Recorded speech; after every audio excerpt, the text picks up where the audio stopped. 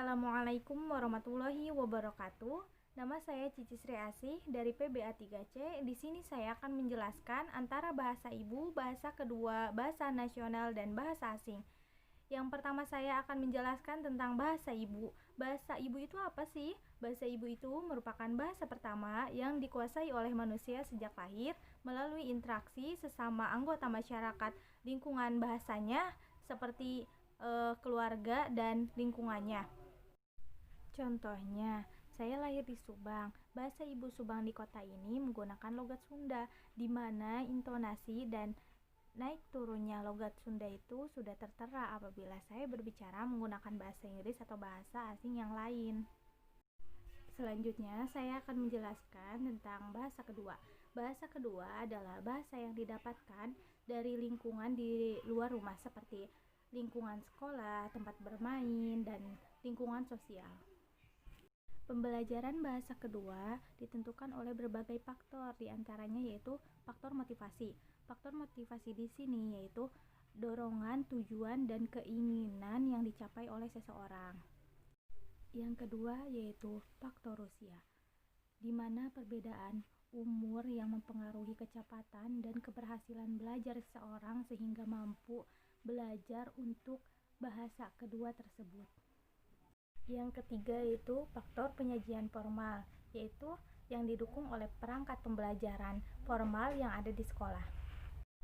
Yang keempat yaitu faktor bahasa pertama. Bahasa pertama ini sangat penting untuk menentukan strategi pembelajaran bahasa kedua, sebab belajar bahasa kedua tidak lain daripada mentransfer bahasa baru di atas bahasa yang sudah ada. Yang terakhir yaitu faktor lingkungan, di mana segala hal yang terdapat pada lingkungan bahasa dapat didengar dan dilihat dalam pembelajaran berhubungan dengan bahasa kedua yang dipelajarinya. Selanjutnya, yang ketiga, saya akan menjelaskan tentang bahasa nasional. Bahasa nasional merupakan bahasa asli kita sebagai warga negara Indonesia, yaitu menggunakan bahasa Indonesia, dan sudah menjadi tanggung jawab kita sebagai warga negara Indonesia yang baik untuk melestarikannya. Tanpa adanya bahasa, termasuk bahasa Indonesia ini, iptek, ilmu teknologi, tidak akan tumbuh dan berkembang sampai saat ini. Terakhir, saya akan menjelaskan tentang bahasa asing. Bahasa asing merupakan bahasa yang tidak biasa digunakan oleh masyarakat yang mendiami wilayah tertentu. Misalnya, bahasa Indonesia dianggap sebagai bahasa asing di Australia.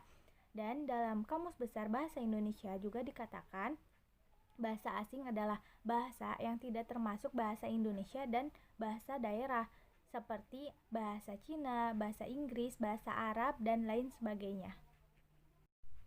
Ada pepatah mengatakan, dengan menguasai bahasa asing, maka dunia berada di genggamanmu, karena memang tidak bisa dielakkan lagi.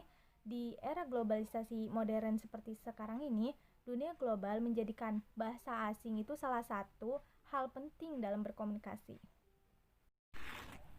Di sini saya akan memberitahu alasan mengapa belajar bahasa asing itu menjadi penting.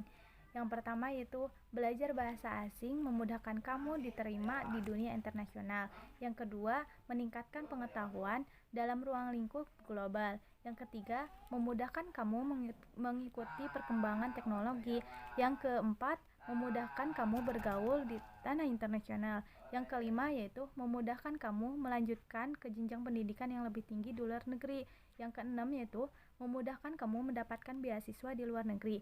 Dan yang terakhir yaitu memudahkan kamu mendapatkan pekerjaan.